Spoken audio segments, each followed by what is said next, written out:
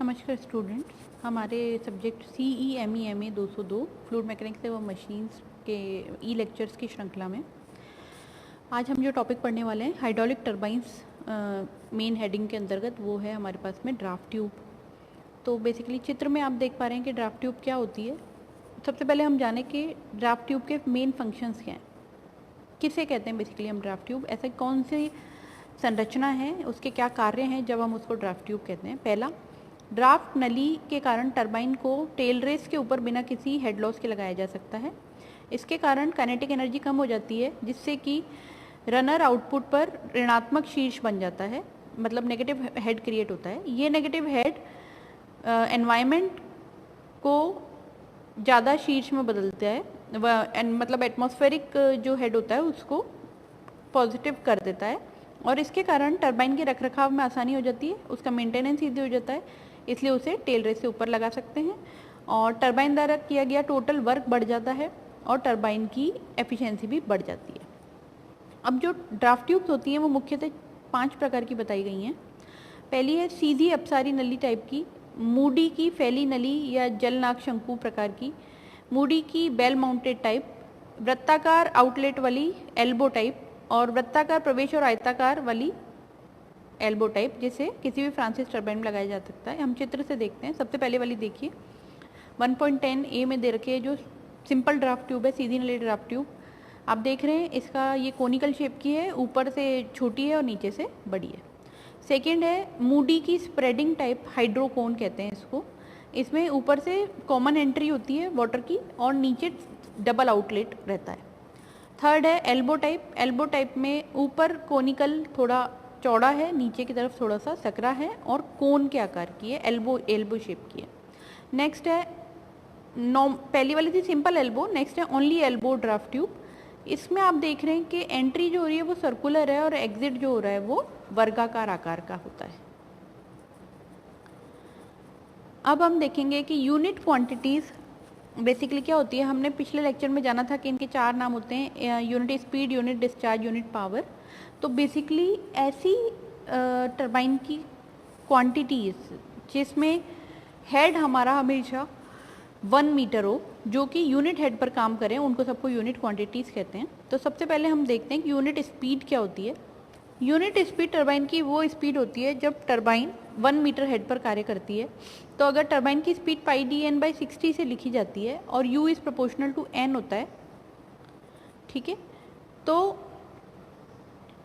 Speed किसके जो constant होगा वो किसके प्रोपोर्शनल होगा, u/√2gh के। तो u किसके प्रोपोर्शनल हो जाएगा, √h के।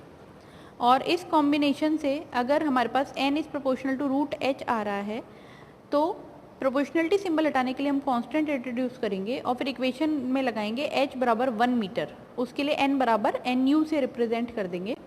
तो सॉल्व करने पर आएगा nu बराबर n/√h।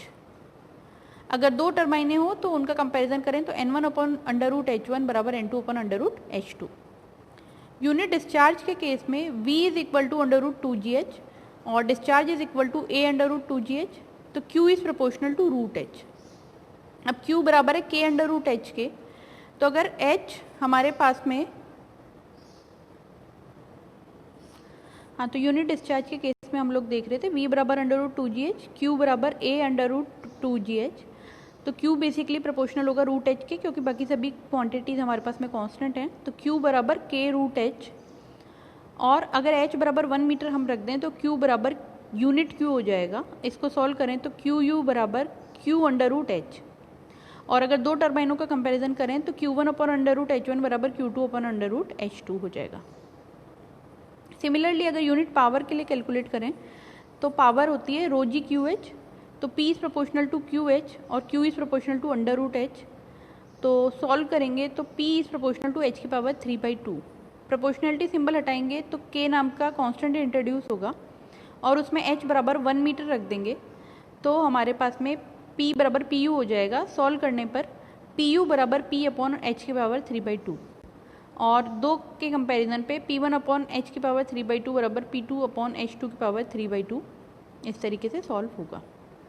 इसके बाद नेक्स्ट टॉपिक है कैरेक्टरिस्टिक कर्व्स। ये बेसिकली 3 प्रकार के होते हैं, main characteristic curve, operating characteristic curve और कांस्टेंट एफिशिएंसी कर्व्स। तो ये अलग अलग परिस्थितियों में जो गेट की ओपनिंग होती है, गेट की ओपनिंग का मतलब है कि कितना पानी हमको एंटर करवाना है टरबाइन के अंदर, उसकी ओपनिंग का एंगल कितना रहेगा, इस पर डिपेंड करता है। उसमें वाटर की स्पीड क्या रहेगी, ये सारे कॉम्बिनेशंस के साथ में ये देखिए कुछ कर्व होते हैं। पहले वाले जो हैं, जो फर्स्ट कर्व आपको दिखा रखा है वो पेल्टन टरबाइन के लिए है, और सेकेंड और थर्ड वाला सारे पेल्टन के लिए हैं। ये जो है सेकेंड कर्व आपको दिख रहा है, ये इसको मुशेल कर्व भी कहते हैं, ये आइसो एफिशिएंसी कर्व है। और जो थर्ड कर्व है ये हमारा, ये कांस्टेंट एफिशिएंसी कर्व है। तो इस प्रकार से ये तीनों कर्व आपको बना करके देखने हैं। एक इसमें न्यूमेरिकल है हमारे पास में, ये है एक टरबाइन यदि 9000 किलोवाट की स्पीड पावर डेवलप करती है 138 आरपीएम पे 300 मीटर हेड पर, तो उसकी स्पेसिफिक स्पीड बतानी है। तो फॉर्मूला होता है हमारे पास NS बराबर n√p/h⁴। इसमें वैल्यूज़ हम पुट कर देंगे तो हमारे पास वैल्यू आती है 186.46। ये specific speed of that particular turbine होगी। इस लेक्चर में इतना